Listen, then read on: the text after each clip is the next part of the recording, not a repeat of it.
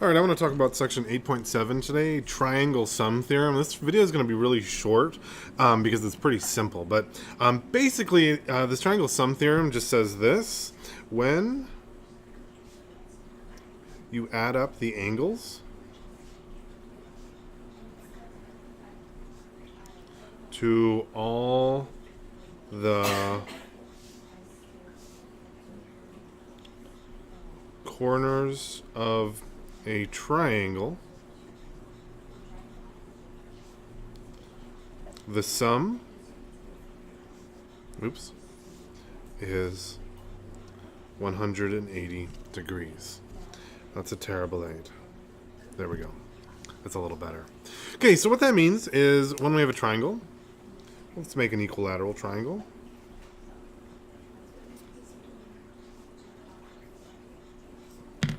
And I have 60, 60, and 60. And if I add these up,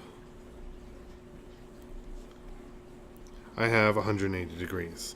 And that's how I can tell that this triangle would work. In fact, if I change any of these angles, the corners of the triangle would have to open up and not work. And if it was less, it would kind of overlap and be not effective triangle. And if it was more, it would open up and also not be a triangle. It would just be like a really bent line. Take a look at two more examples of what we could draw here. This is another very common triangle that we see. Call these a 45, 45, 90.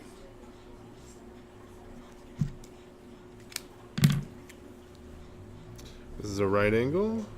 These are both 45 degrees. And if I add them up, I get 180. Now, what I can do with this is if I have a part of a triangle that's missing, I can actually figure out what it is. So, for example, say I have this triangle.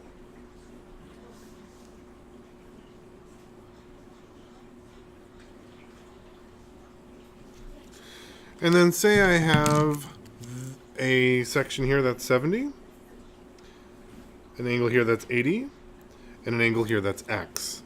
Well, the question I could ask is what is x? And I can easily figure that out by saying the total is 70 plus 80 plus x equals 180 degrees. So I can subtract 80, I can minus 70, minus 80 equals, minus 70 minus 80. If I subtract 80, it's 100. 100 minus 70 is 30. And I can see that my missing side is going to be 30 degrees. And I can use that by knowing that the total is going to be 180 degrees. Pretty simple to figure out. Another thing that I can do is take a look at this triangle in this case.